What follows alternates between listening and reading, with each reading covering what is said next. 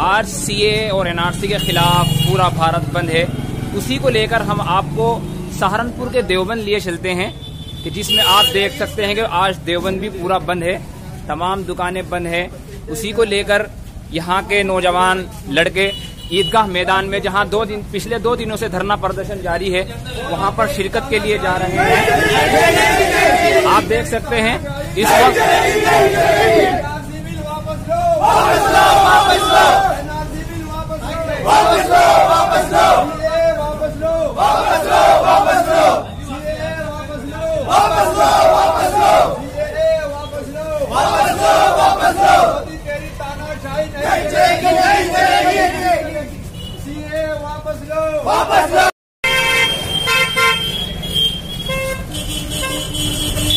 CAA और NRC के खिलाफ आज भारत बंद है।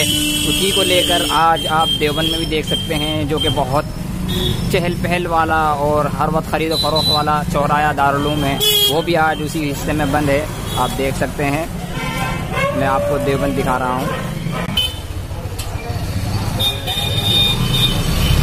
इस वक्त सुबह के 12 बज रहे हैं और यहाँ की तमाम दुकानें बंद हैं। भारत के बंद में लोग सब शरीक हैं।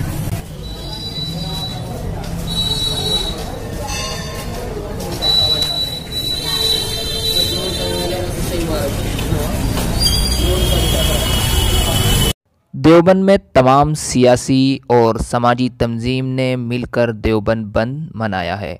आप देख रहे हैं देवबंद के महल्ला पठानपुरे से तमाम दुकानें बंद हैं।